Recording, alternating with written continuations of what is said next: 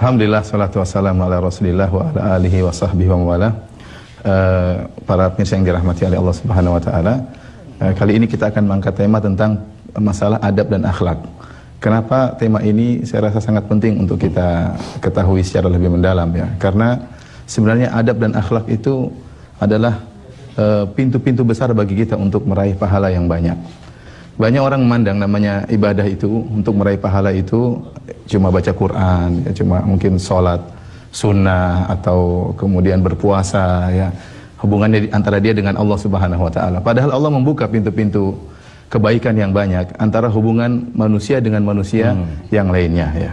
Itu diantaranya bagaimana kita beradab dengan sama Muslim dan bagaimana berakhlak yang mulia dalam kehidupan kita sehari-hari. Ternyata hal itu membuka pintu-pintu kebaikan yang sangat banyak.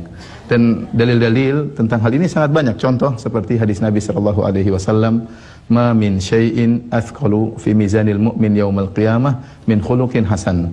Kata Nabi sallallahu alaihi wasallam, tidak ada sesuatu yang paling berat pada hari kiamat kelak di timbangan kebaikan, ya, seperti akhlak yang mulia, ya. Ternyata akhlak yang mulia itu pahalanya sangat-sangat besar.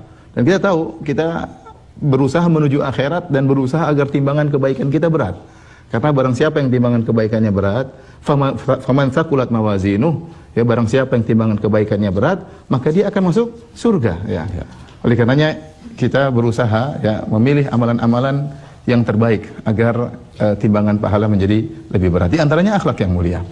Contoh lagi, Nabi SAW pernah bersabda, innar rajula la yudriku bi husni khuluqihi darajatas sha'imil qa'im. Sungguhnya seorang dengan akhlak yang mulia, dia bisa meraih derajat orang yang senantiasa puasa sunnah dan salat malam. Taruhlah ada seorang, dia ini mungkin salat malamnya jarang, ya. Mungkin dia puasa sunnahnya jarang, ya, salat 5 waktu, kemudian puasa bulan Ramadan saja, tetapi dia memiliki akhlak yang mulia. Ya, orang tentram ngobrol dengan dia, ayahnya tentram dengan dia, ibunya tentram dengan dia, istrinya bahagia hidup dengan dia, anak-anaknya tentram bersama dia. Ternyata dengan akhlak yang mulia tersebut, dia meraih pahala orang yang seperti senantiasa puasa sunnah dan senantiasa sholat malam. Ini Nabi yang menjelaskan demikian. Ini berarti menunjukkan akhlak yang mulia membuka pintu-pintu kebaikan yang luar biasa. Bahkan dengan akhlak yang mulia, dengan adab yang indah, seorang bisa meraih keterbaikan di sisi Allah. Dan hadis tentang ini juga banyak, karena kita bicara tentang hadis. Contoh, Rasulullah SAW mengatakan, ya, akmalul mu'minina imanan ahsanuhum khuluqa. Bahwasanya orang mukmin yang imannya yang paling sempurna adalah yang terbaik akhlaknya. Nabi mengukur barometer iman seorang dengan akhlak.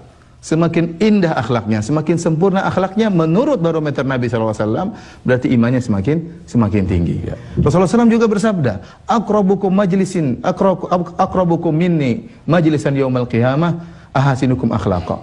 Orang yang paling dekat majelisnya denganku pada hari kiamat, artinya kedudukannya sangat dekat denganku pada hari kiamat, tentunya di surga maksudnya, adalah yang terbaik akhlaknya. Ternyata Rasulullah SAW juga mengukur derajat tinggi seorang di surga dengan akhlak yang mulia. Kita tahu surga bertingkat-tingkat, ya. Tidak semua orang di derajat yang sama, bertingkat-tingkat. Kalau ingin surganya semakin tinggi, semakin dekat dengan Nabi, ada barometer yang Nabi pasang, yaitu apa? Semakin berakhlak mulia di sisi Allah Subhanahu wa Ta'ala. Contoh lagi sederhana, kita bisa meraih menjadi manusia terbaik dengan menjadi suami yang terbaik. Dan suami yang terbaik bagaimana? Berarti akhlak yang mulia, adab yang baik terhadap istri dan keluarga. Kata Nabi SAW, khairukum li ahlihi wa ana khairukum li ahli. Sebaik-baik kalian, yaitu di sisi Allah, menjadi manusia terbaik, al-khairiyah, terbaik di sisi Allah Subhanahu wa Ta'ala, adalah yang terbaik bagi keluarganya, dan aku adalah suami yang terbaik, ya. Jadi Bapak, para pemirsa, kalau ingin menjadi terbaik di sisi Allah, jadi suami yang terbaik, ya. Terus istri gimana?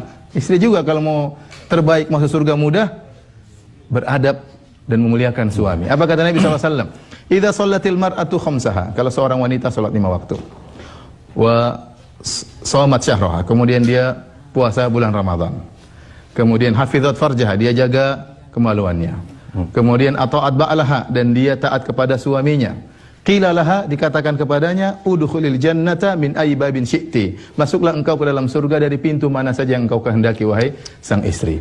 Indah, ya. Jadi ternyata kalau masuk surga bagi seorang wanita yang jadi terbaik, mungkin enggak usah repot-repot seperti bapak-bapak, mungkin harus berjuang, harus ini, harus setengah mati cari nafkah. Ibu-ibu 4 saja. Yang pertama, salat 5 waktu.